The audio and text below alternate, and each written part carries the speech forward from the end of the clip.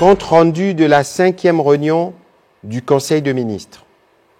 Le président de la République, Félix Antoine Tshisekedi Tshilombo, a présidé ce vendredi 28 mai 2021 par visioconférence la 5e réunion du Conseil de ministres du gouvernement de la République. 6 points étaient inscrits à l'ordre du jour, à savoir 1. La communication du président de la République, chef de l'État. 2. La note d'information du Premier ministre chef du gouvernement. 3. Les points d'information des différents membres du gouvernement. 4. Approbation et relevé des décisions du Conseil de ministres. 5. Examen et adoption des dossiers. 6. Examen et adoption d'un projet de texte. De la communication du président de la République.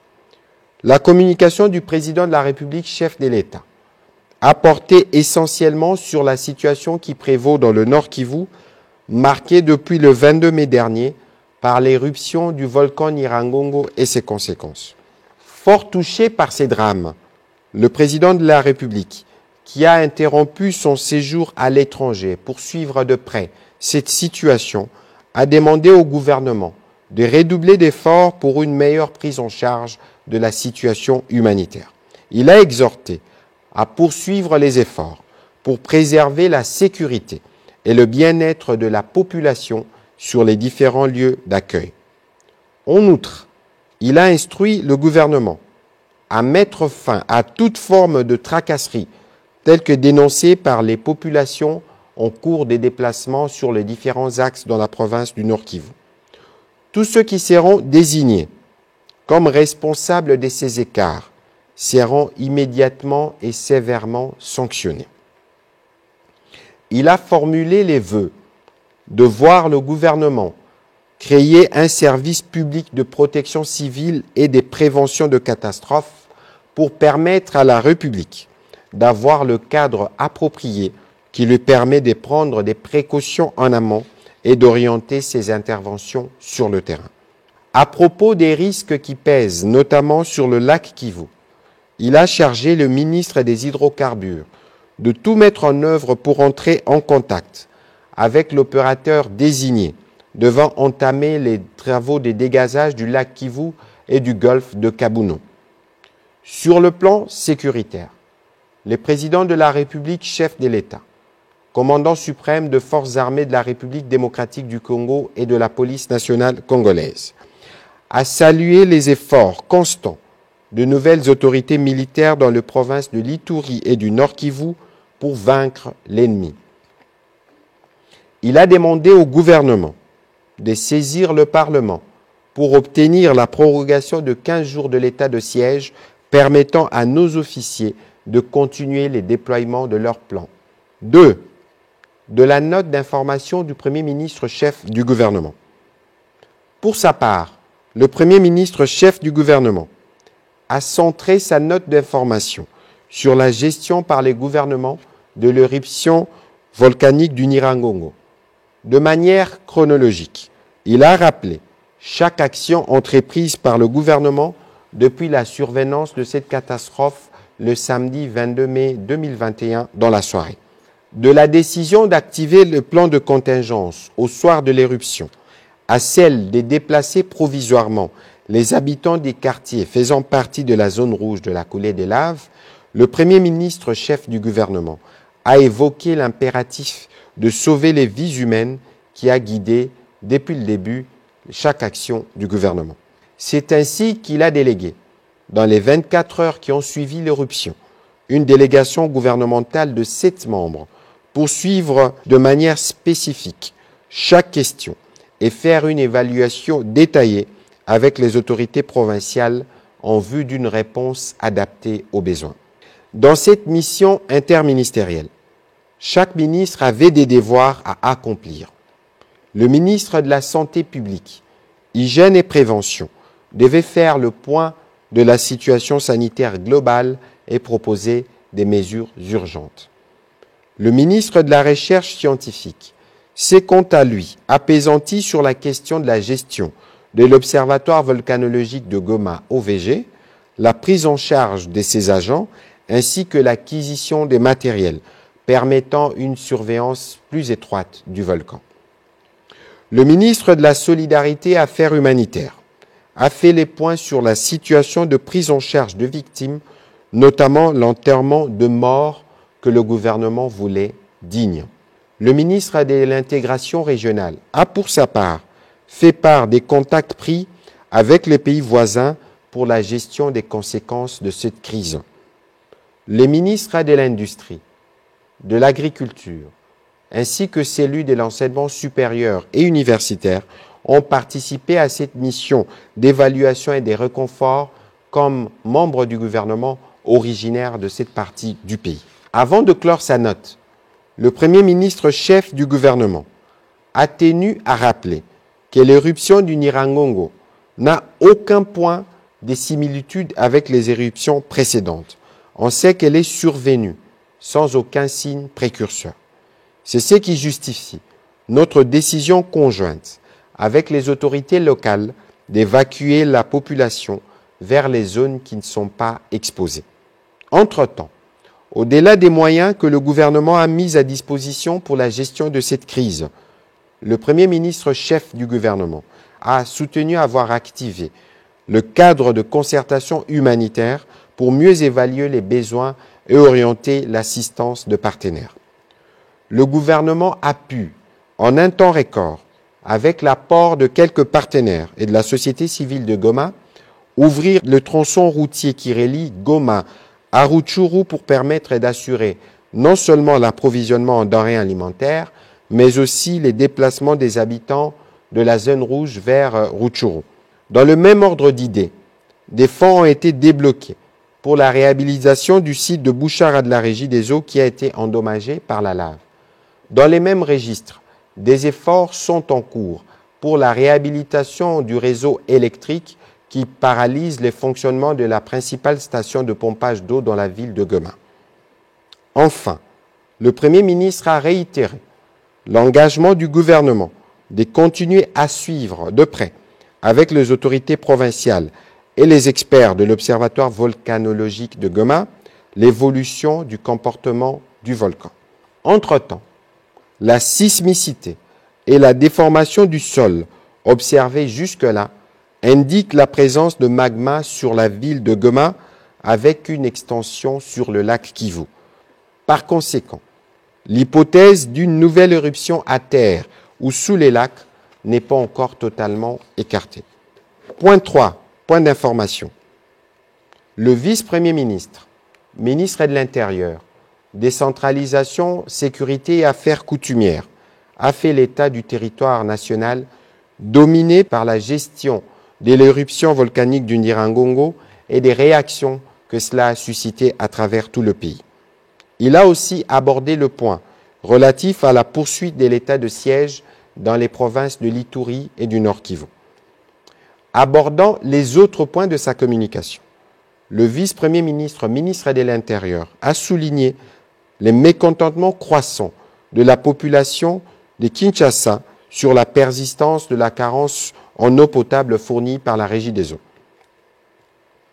Pour sa part, le ministre de la Défense et ancien combattant a présenté les bilans de l'évolution des opérations dans les deux provinces sous état de siège pour la période allant du 21 au 27 mai 2021.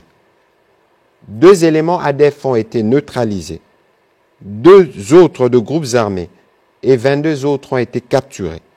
Les forces armées de la République démocratique du Congo ont aussi récupéré une importante quantité d'armes et de munitions. Il a indiqué que la pression militaire exercée sur ces terroristes dans le Nord Kivu, visant à démanteler leur réseau de financement, des recrutements et des renseignements, produit des effets. L'intensité de leur activisme a considérablement diminué, surtout vis-à-vis des cibles militaires.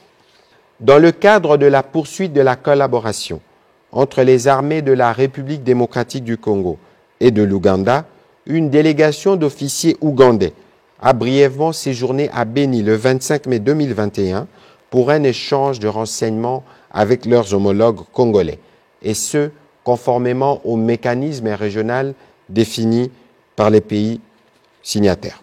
Il a été démantelé en territoire de Aru, un réseau des criminels et des tueurs en série qui s'illustre par l'enlèvement et la décapitation des victimes. À propos de la crise consécutive à l'éruption du Nyiragongo, le ministre de la Défense nationale et ancien combattant est revenu sur la contribution de l'armée dans la gestion de cette catastrophe. C'est ainsi que des unités du génie militaire et du corps de santé militaire cantonnés dans la région portent secours à la population depuis la survenance de cette éruption. Point 3 au chapitre de points d'information. Évolution de la situation de la pandémie à Covid-19.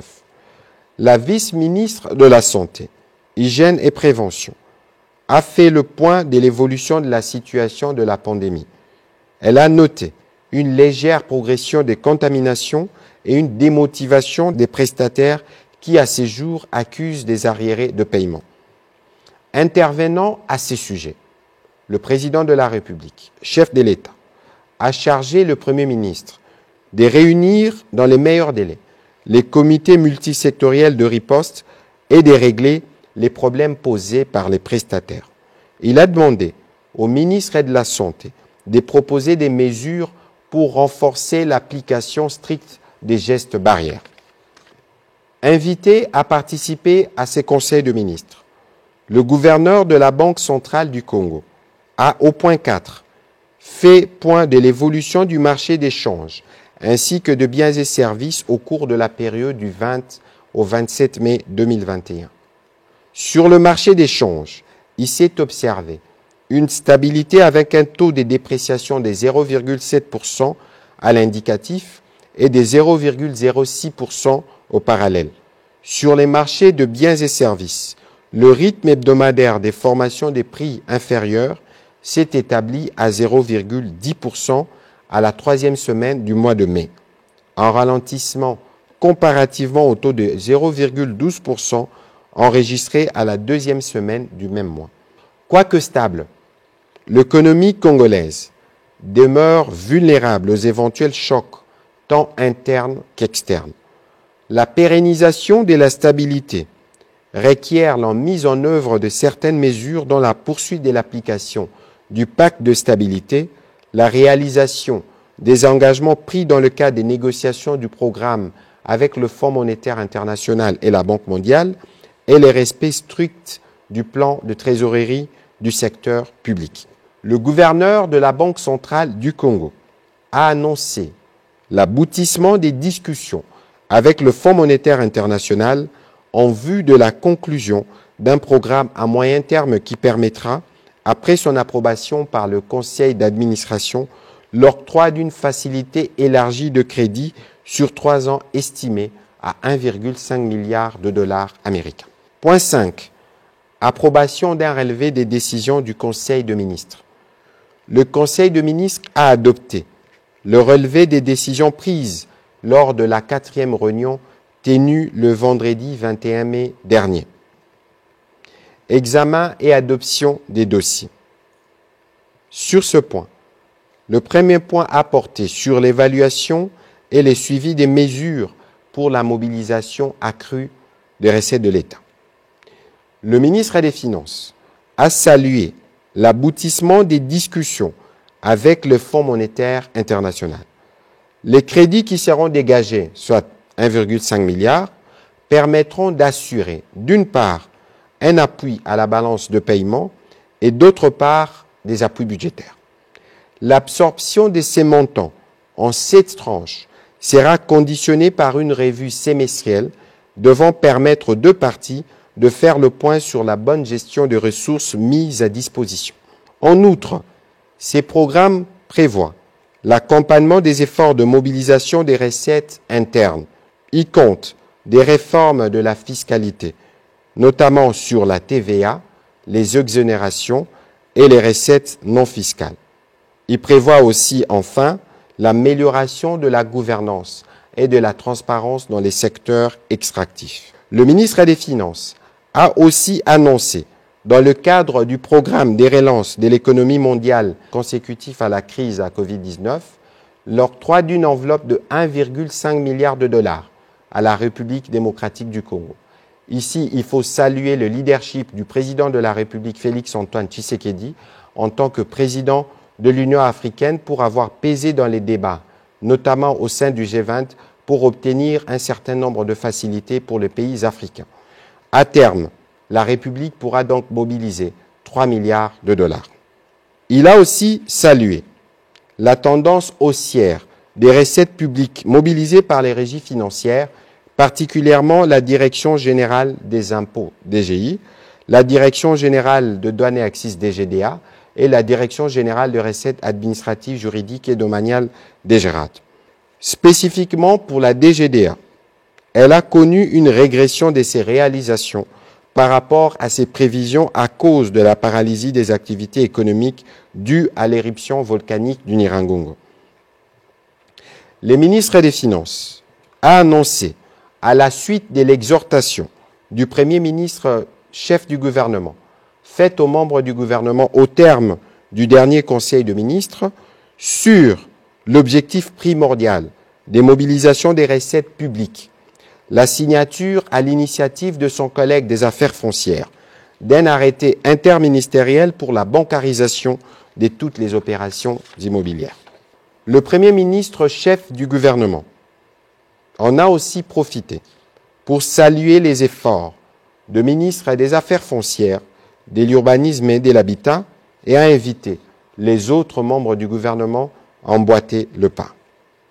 Le ministre d'État, ministre du Budget, concluant sur ces chapitres, a appuyé son collègue des Finances et il a insisté sur la nécessité de restaurer la crédibilité du budget de l'État et d'en faire un véritable outil de développement. La note présentée par le ministre des Finances a été adoptée. Point 5, deuxième point. État des lieux de la mise en œuvre de la gratuité de l'enseignement primaire en République démocratique du Congo. Le ministre de l'enseignement primaire, secondaire et technique a fait l'état de lieu de la mise en œuvre de la gratuité de l'enseignement.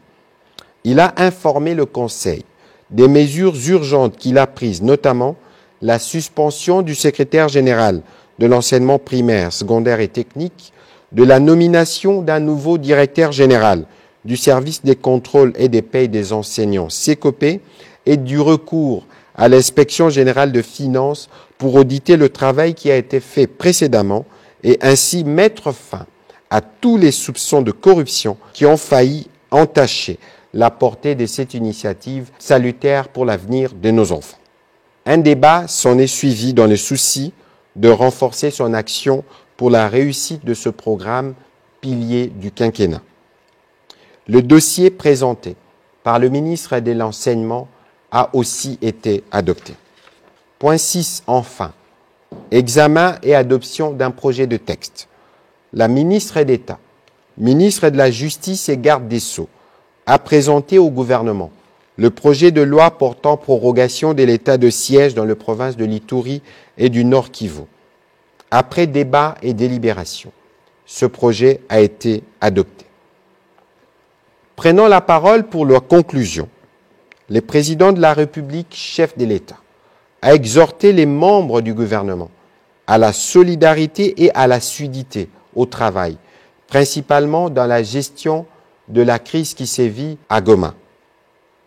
Et il a demandé aux membres du gouvernement d'être le relais auprès du peuple congolais de la nécessité de nous tous, de nous mobiliser, de rassembler nos forces pour sortir aguerris de cette nouvelle épreuve que la nature nous impose. C'est par notre capacité à relever de tels défis que le peuple jugera de l'efficacité de notre action, a conclu les chefs de l'État. Commencé à 11h15, le Conseil de ministres a pris fin à 14h10. Je vous remercie.